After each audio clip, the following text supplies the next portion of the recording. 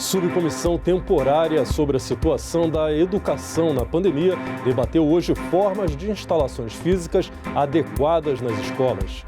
Eleitores têm até quinta-feira para solicitar o direito de voto em trânsito.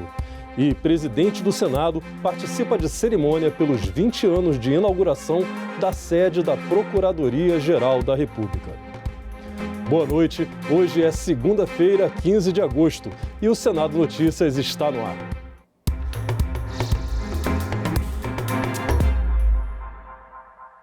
A subcomissão temporária que acompanha os impactos da pandemia da Covid-19 na educação debateu hoje em audiência pública a infraestrutura das escolas. A luta pelo ensino público de qualidade no Brasil já tem mais de 100 anos. Um dos pioneiros foi conterrâneo do intelectual brasileiro e senador Rui Barbosa. A pregação desse arauto e o empenho dele começaram bem cedo. O Anísio Teixeira, então, ele é o grande defensor dessa causa no Brasil.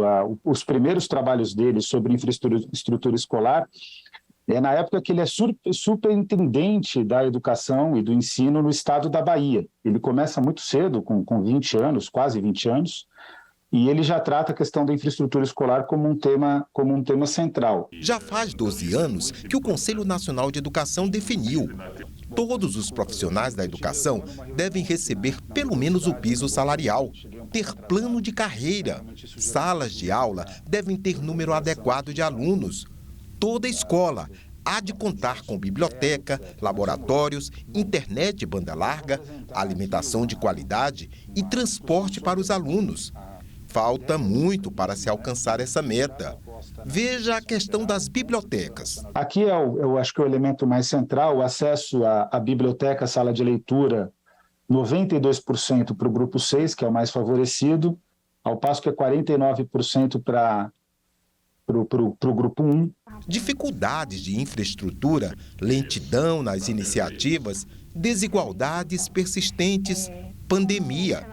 O rol de problemas é grande, mas no poder público sempre há técnicos e gestores em busca de fazer avançar o ensino de qualidade. O PAR, o Plano de Ações Articuladas, ele é um mecanismo de planejamento plurianual, operacionalizado de 4 em 4 anos. Atualmente estamos no PAR 4, que é de 2021 até 2024, por meio do qual os municípios cadastram suas necessidades de melhoria na rede pública. É por meio deste mecanismo, deste instrumento PAR, que o município pode elaborar o planejamento da educação dele. Nós temos disponíveis no site do FNDE alguns manuais de orientações técnicas.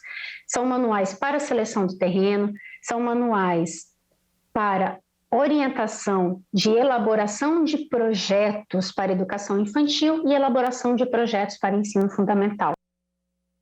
O presidente do Congresso Nacional, Rodrigo Pacheco, compareceu hoje à solenidade em comemoração pelos 20 anos da inauguração do edifício sede da Procuradoria-Geral da República, em Brasília.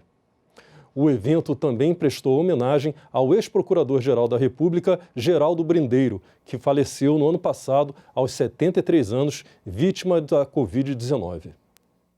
Projetado por Oscar Niemeyer, o edifício sede da Procuradoria-Geral da República tem características da arquitetura modernista, com formas arredondadas e concreto aparente. A obra foi iniciada em 1996 e inaugurada em 2002. O prédio é um dos mais imponentes de Brasília. São 6 blocos interligados por passarelas e pelo subsolo. Conta com mais de 2.000 servidores e 108 membros, incluindo o Procurador-Geral da República. Eu gostaria, em nome do Parlamento Brasileiro, dizer do absoluto respeito que temos ao Ministério Público Federal. Um respeito que se revela no trato do dia a dia, na convivência do Congresso Nacional, com a Procuradoria-Geral da República, com as demais instâncias do Ministério Público. Muitos dizem que é o prédio, o edifício mais bonito, a obra mais bonita, a obra de Oscar Niemeyer. E realmente é um prédio que a todos nós encanta e todos nós que passamos aqui não tem como, doutora Lindora, doutor Aras, presidente Pacheco, deixar de olhar. Na ocasião, foi entregue uma medalha aos familiares do ex-procurador-geral da República, Geraldo Brindeiro, que faleceu em outubro do ano passado, vítima da Covid-19. A geração do meu pai está se preparando para passar o bastão, né? Alguns dos colegas já se aposentaram, outros estão prestes a se aposentar. Deixam um legado, né? Que é inegável. Se permitam ousar, né? Imaginar um Ministério Público ainda maior. Cabe a vocês dizer qual que vai ser o tamanho da próxima homenagem aí que a gente vai ver daqui a 20, 30, 40 anos, como é que vai ser o Ministério Público e o Brasil que a gente vai construir a partir da sua atuação. Amanhã, as comissões do Senado têm atividades de manhã e de tarde. Vamos saber mais aqui no telão. Às 11 horas, a comissão temporária que investiga as causas do aumento da criminalidade e de atentados na região norte vota o relatório final dos trabalhos. E às 2h30, a Comissão de Transparência, Fiscalização e Controle vota requerimentos e projetos, incluindo o que considera abusiva cláusula que obrigue o pagamento de fatura exclusivamente no estabelecimento do fornecedor. Pode ser votado ainda este mês pelo Senado o projeto que prevê medidas de combate à prática do lawfare. Vamos entender o que é isso na reportagem de Isabela Dutra. O uso abusivo e estratégico de instrumentos jurídicos para prejudicar uma empresa ou a própria economia é chamado lawfare. Parlamentares e juristas comparam essa prática a uma dissimulada arma de guerra, que leva o adversário a desperdiçar recursos financeiros ou a perder sua legitimidade. E apontam que leis anticorrupção têm sido usadas para perseguição a pessoas e destruição de empresas e empregos. A proposta em tramitação no Senado quer tornar os instrumentos jurídicos brasileiros alinhados aos de outros países para a defesa das empresas. O texto define que a cooperação de pessoa jurídica brasileira com agência ou órgão de Estado estrangeiro será feita somente pelo Poder Executivo Federal. O objetivo é evitar que informações sensíveis de empresas nacionais sejam repassadas de maneira prejudicial a elas. O projeto também prevê que o Poder Executivo exerça papel central na coordenação dos esforços de inteligência econômica, evitando que as empresas nacionais sejam alvo de práticas abusivas de agências ou órgãos de Estado estrangeiros. Também evita que ações judiciais venham em seguida ao reconhecimento da culpa no âmbito administrativo, poupando postos de trabalho e evitando a falência da empresa. O texto revoga ainda normas que prevêem a dissolução compulsória de pessoas jurídicas. Eu vejo como um passo atrás, porque essa PL está colocando alguns institutos que vão se limitar, né, a alguns instrumentos jurídicos. A gente tem uma evolução tão grande depois de grandes investigações, com empresas colaborando com as investigações, efetuando, né, os acordos de leniência a nível nacional, e esse instituto ele vem justamente interromper uma comunicação internacional que ela é muito relevante. A troca de informações entre as autoridades brasileiras e americanas principalmente, né, é uma troca que ela vem sendo institucionalizada há muitos anos, né, desde 2013 no contexto de Lava Jato. Então você dá um passo atrás a nível de investigação internacional e nacional, eu não vejo isso como algo positivo. Eu acho que isso é negativo, eu acho que isso vai limitar instrumentos já bem desenvolvidos como o acordo de leniência, e eu vejo que não é suficiente. Por causa do lawfare, o Brasil perdeu bilhões de reais em face da Operação Lava Jato. Então, o lawfare precisa ser combatido, precisa ser enfrentado. O lawfare é um predador do direito. Mas também, talvez, pudéssemos avançar no próprio projeto do senador Carvalho, aperfeiçoando-o, trazendo essa discussão para o âmbito, por exemplo, do direito penal, né, em que o lawfare também pode ser utilizado, e foi muito utilizado, não somente para destruir empresas, mas também para destruir reputações e prejudicar pessoas. Talvez aí se possa fazer algum ajuste. Outro projeto que deve ser votado ainda este mês é o que obriga planos de saúde a cobrir tratamentos que não estejam previstos pela Agência Nacional de Saúde. Ele chegou ao Senado da Câmara e vai direto ao plenário. Os planos de saúde são obrigados a cobrir mais de 3.300 procedimentos previstos pela Agência Nacional de Saúde. A lista inclui consultas, exames, terapias e cirurgias, além de medicamentos, órteses e próteses. Em junho, o Superior Tribunal de Justiça determinou que as operadoras de saúde não devem cobrir qualquer tratamento que esteja fora dessa lista. A decisão provocou bastante polêmica, por acabar com a cobertura de pacientes que dependiam dos planos de saúde para outros tratamentos. Representantes do movimento de mães de autistas vieram ao Senado protestar contra a decisão do STJ. O STJ deu um balde de água fria em todas as famílias, dificultou o acesso à saúde, deu uma dificultada muito grande na hora da gente conseguir acesso via judicial. Porque se o rol é taxativo, não adianta a gente entrar na justiça, não é? Então, por exemplo, há 4 anos atrás, quando eu tive o diagnóstico dos meus filhos, o plano de saúde negou dizendo que o rol é taxativo. Ok, a gente entrou na justiça e com 15 dias, veja como foi rápido, com 15 dias eu consegui eliminar e meu filho começou a fazer as terapias. E hoje meu filho é outra criança. Já é a 7ª vez que eu venho a Brasília.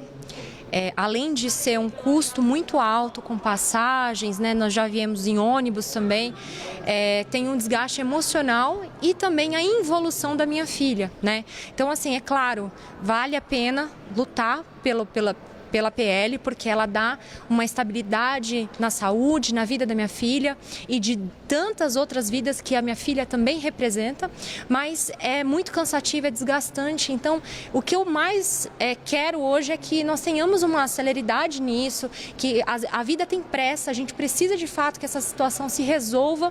A proposta que chegou ao Senado, já aprovada pela Câmara, cria hipóteses de cobertura fora do rol de procedimentos da agência. O objetivo é dar continuidade a tratamentos que poderiam ser excluídos dos planos de saúde. O Senado vai fazer sessão de debates temáticos para discutir o projeto. A proposta determina que o procedimento não previsto no rol da ANS deve ser autorizado se existir comprovação de eficácia dele, baseada em evidências científicas e plano terapêutico. Se houver recomendação de adoção do procedimento pela Comissão Nacional de Incorporação de Tecnologias no SUS. Se pelo menos um órgão de avaliação internacional recomendar o tratamento para seus cidadãos. A lista deve ser atualizada pela ANS a cada incorporação e serve de referência para planos de saúde contratados desde 1º de janeiro de 1999. É importante que, indo direto ao plenário, haja ao menos uma sessão de debates para poder ouvir a sociedade e os segmentos em torno desse projeto e ainda no mês de agosto ele seja deliberado diretamente no plenário, sem a necessidade de passar pelas comissões permanentes da Casa. Terminou hoje o prazo para registro das candidaturas a presidente, governadores, senadores, deputados federais e deputados estaduais ou distritais. E amanhã começa oficialmente a campanha eleitoral. Veja alguns prazos importantes para o eleitor ficar atento. Cerca de 156 milhões de brasileiros estão aptos a votar nas eleições deste ano. No dia 2 de outubro, eles deverão ir às urnas para escolher presidente da República, governadores, senadores, deputados federais, estaduais e distritais. Há 2 meses da votação, eleitores, mesários e partidos devem ficar atentos para não perder prazos importantes. Quem quiser votar fora do domicílio eleitoral, por exemplo, deverá registrar essa intenção até o dia 18 deste mês e indicar o local em que pretende votar.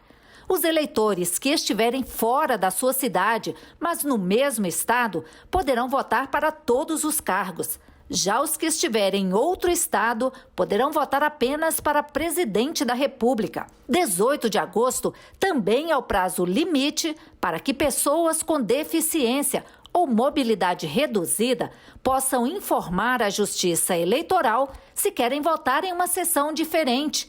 E a partir de 30 de agosto, todos os eleitores já poderão consultar pelo aplicativo ou site informações atualizadas sobre as sessões de votação. A realização da eleição acontece em 340 mil sessões eleitorais do país.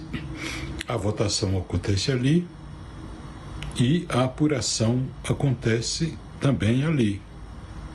Depois disso é só a soma aritmética do resultado dessa sessão, que é publicado e é impresso em uma folha de votação, que é colocado logo em seguida do lado de fora da sessão eleitoral e é publicada também, será este ano, publicada na internet. O que é, podemos dizer, mais uma forma de assegurar que o sistema é confiável e é auditável e é seguro. Para garantir o direito ao voto desses milhões de eleitores, a Justiça Eleitoral contará com a colaboração de cerca de 2 milhões de mesários convocados ou voluntários em todo o país e também no exterior.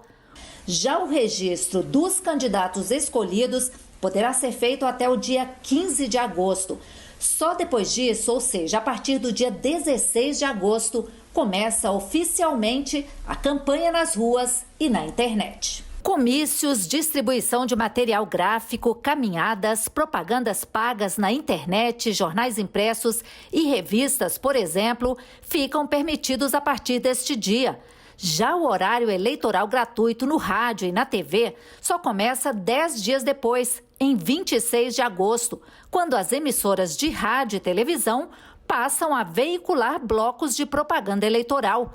Até o dia 29 de setembro, as emissoras deverão reservar 70 minutos diários de sua programação para propaganda eleitoral gratuita. É neste mês também que a presidência do Tribunal Superior Eleitoral passará a ser ocupada pelo ministro Alexandre de Moraes. Ele tomará posse no dia 16 de agosto, no lugar do atual ministro Edson Fachin, que completará apenas 6 meses no cargo. Nas eleições deste ano, vamos escolher presidente da República e senadores pelo voto majoritário. Mas vamos votar também para deputados federais e estaduais na chamada eleição proporcional. E nesse caso, as regras mudaram. Vamos conferir?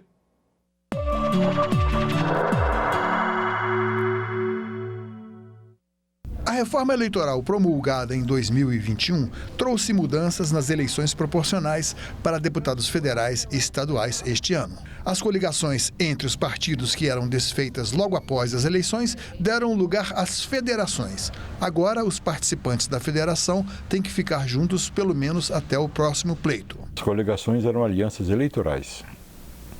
Eram formadas para participar das eleições. As federações, ao contrário, elas são constituídas para durar pelo menos 4 anos. E durante esse período, os 2 partidos estarão aliados nacionalmente, vale dizer, na Câmara, no Senado, nas eleições para os governos estaduais, municipais, etc. O número de deputados federais eleitos é usado para calcular o tempo de TV e a distribuição dos recursos do fundo eleitoral. Para estabelecer quantos votos são necessários para cada candidato a deputado estadual ou federal conquistar uma vaga, a regra é o quociente eleitoral. O quociente eleitoral corresponde ao número de votos válidos dividido pelo número de vagas. Nas eleições proporcionais, contam-se como válidos apenas os votos dados a candidatos regularmente inscritos e as legendas partidárias. O senhor sabe o que é quociente eleitoral? Como é que é? Não. Sei não. Cara, na verdade eu não entendo muito bem de política, não. Sim. O que é? Ele é um índice que o partido tem que ter para poder eleger seus candidatos. Por exemplo, em São Paulo, são 35 milhões de eleitores. Suponhamos que tenha 28, 27 milhões de votos válidos. Pega-se o número total de votos válidos em São Paulo, divide por 70, e aí é o quociente eleitoral. E o que é o quociente eleitoral? É a quantidade mínima de votos que um partido precisa ter para eleger um deputado. 2 mudanças foram introduzidas com o objetivo de tornar a disputa eleitoral mais justa ou menos desigual. A partir de agora, votos em mulheres e negros serão computados em dobro para efeito de cálculo do fundo eleitoral. As novas regras dificultam a eleição daqueles candidatos que, com votação irrisória, pegam carona em outros famosos de muitos votos. O Estado tem um quociente eleitoral. Esse quociente é exigido do partido. E do candidato é exigido o quociente eleitoral individual, ou seja, que é 10% do quociente eleitoral do partido. Essa medida foi instituída para evitar o chamado efeito Enéas, quer dizer, um candidato que tem uma votação extraordinária e puxa com ele, no mesmo partido, candidatos com votação inexpressiva. O entendimento do Senado Federal foi o entendimento de que o sistema eleitoral devia ou deve ser aquele que estabelecemos em 2017, o sistema proporcional, sem coligações partidárias, com cláusula de desempenho que faça com que os partidos possam funcionar e ter acesso a fundo eleitoral, fundo partidário, tempo de TV e rádio, desde que cumpram determinadas metas ao longo do tempo. A primeira eleição dessa regra, a eleição federal, é essa de 2022. Você sabe o que é votar em trânsito? O prazo para a solicitação desse direito se encerra no dia 18 de agosto.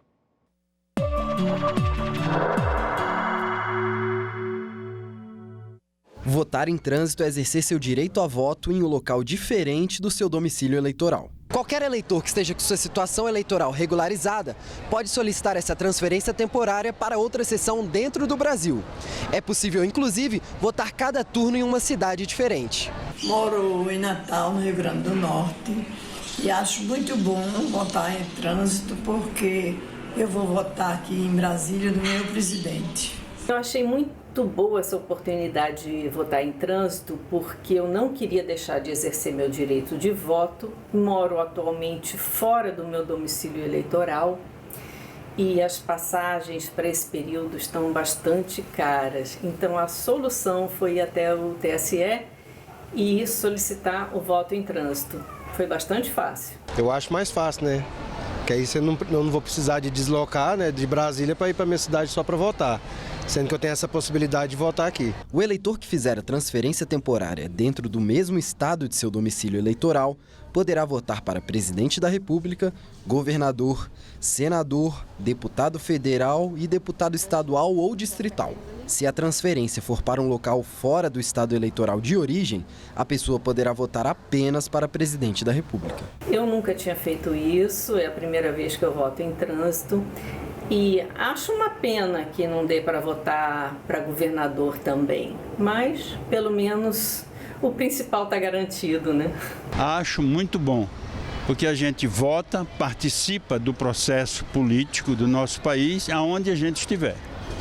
Se eu estiver no Brasil, eu voto em qualquer lugar. Eu quero votar em qualquer lugar, mas eu não quero deixar de votar. Não há voto em trânsito para quem está em outro país.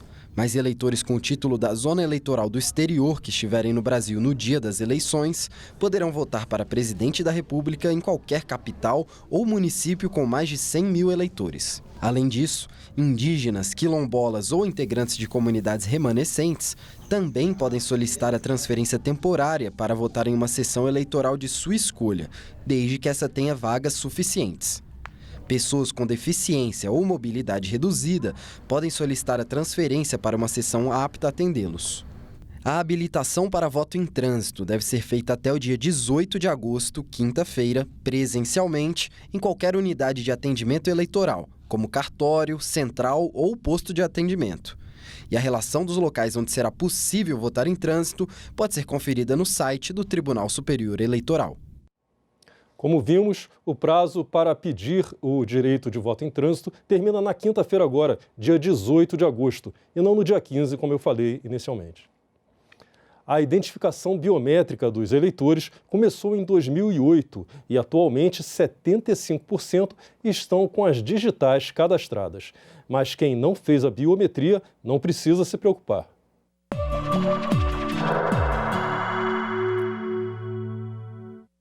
Informação única, pessoal e segura na ponta dos dedos. A biometria aumentou a segurança na identificação do eleitor, impedindo que um vote no lugar do outro, o que reforça a transparência do processo eleitoral. A biometria é um dos dispositivos por meio dos quais os eleitores, os partidos políticos, as entidades da sociedade civil e as instituições públicas podem verificar a confiabilidade do sistema de votação. O sistema foi testado pela primeira vez nas eleições de 2008 em 3 municípios brasileiros: São João Batista, em Santa Catarina, Fátima do Sul, no Mato Grosso do Sul, e Colorado do Oeste, em Rondônia. 10 anos depois, nas eleições de 2018, já eram mais de 85 milhões de eleitores com biometria. Nas eleições municipais de 2020, mais de 117 milhões de brasileiros e brasileiras já tinham feito o cadastro para votar com biometria. Mas, por causa da pandemia, não houve identificação biométrica nas eleições. Pelo mesmo motivo, os cartórios eleitorais de todo o país suspenderam o cadastramento de novas biometrias. O cadastramento continua suspenso, mas o TSE tem feito acordos com órgãos que também fazem coletas biométricas, como os Detrans e Polícia Federal, e tem conseguido, com isso, aumentar o número de registros biométricos no país. Mais de 118 milhões de eleitores já têm cadastro biométrico, o que representa 75,52% do total de eleitores do país. Em 15 estados e no Distrito Federal, 100% dos eleitores já foram cadastrados. O Tribunal Superior Eleitoral ainda não definiu o uso ou não da biometria nas eleições deste ano para as pessoas que já tiveram as digitais coletadas. Mas, segundo a Justiça Eleitoral, independente da decisão, ninguém vai deixar de votar por não ter feito o cadastramento da biometria. Os eleitores poderão se identificar com a carteira de identidade, identidade social, passaporte ou outro documento de valor legal equivalente, inclusive carteira de categoria profissional reconhecida por lei. As pessoas que têm a biometria coletada pela Justiça Eleitoral também poderão utilizar o aplicativo e-Título como forma de identificação. Ficamos por aqui. Você pode rever as reportagens desta edição na nossa página na internet, senado.leg.br/tv. Muito obrigado pela sua companhia e continue sintonizado aqui na TV Senado.